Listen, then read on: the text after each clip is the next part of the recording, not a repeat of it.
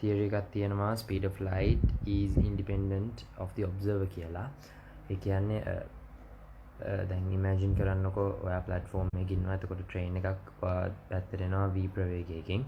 එතකොට train එකේ light එක emit කරන්නේ ආලෝකයේ c ප්‍රවේගයකින්. එතකොට train එකත් ඔයා දෙසට එන හින්දා ආලෝකයත් ඔයා දෙසට එන හින්දා ඔයා observe කරන්න ඕන light එකේ velocity එක c + v කියලා relativity.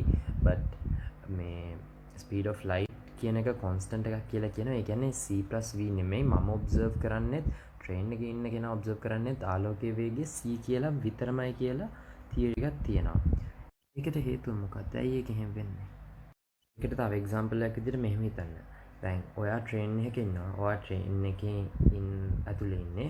ඔයාගේ යාළුවෙක් train එකේ එළියෙන් බලන් ඉන්නවා. එතකොට ඔයාගේ යන train එක v ප්‍රවේගයෙන් යනවා නම් train එකේ ඉස්සරහා තියෙන headlights c ප්‍රවේගයෙන් light emit කරනවා. එතකොට theory එක අනුව ඔයාටත් මේ පේන්නේ train එකේ headlights ආලෝකයේ c ප්‍රවේගයෙන් emit කරනවා කියලා.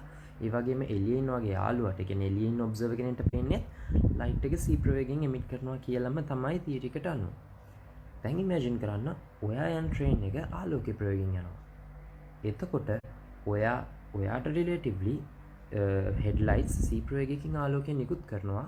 but එළියේ ඉන්න observer ට අනුව ඒ ආලෝකයේ ප්‍රවේගයෙන් මේ කියන්නේ headlights වලින් light එක නිකුත් කරාට c ප්‍රවේගයකින් ඒක යන්නේ c ප්‍රවේගයකින් හින්දා c + c දෙකයි c කියලා ගන්න බැරි හින්දා එයාට ආලෝකය පේන්නේ නැහැ. but එහෙම වෙන්න පුළුවන්. මොකද ඔයාට මේ පේනවා ආලෝකය නිකුත් කරනවා. but එයාට පේන්නේ නැහැ. හැබැයි ඇත්තටම මෙතන ආලෝකය නිකුත් වෙලා තියෙන්නේ. කියන්නේ natural phenomena එක වෙනවා.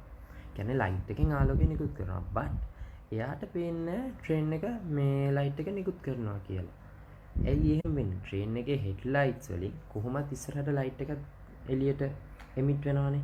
එහෙනම් එළියේ ඉඳන් බලන observer උනත් පේන්න ඕන train එකෙන් light emit කරනවා නම් train එකේ ඉස්සරහට light එකක් පේන්න ඕන. but මේ කියන විදිහට train එක c ප්‍රවේගයෙන් යන හින්දා මේ light එකක් emit කරනවා කියලා පේන්නේ නැහැ.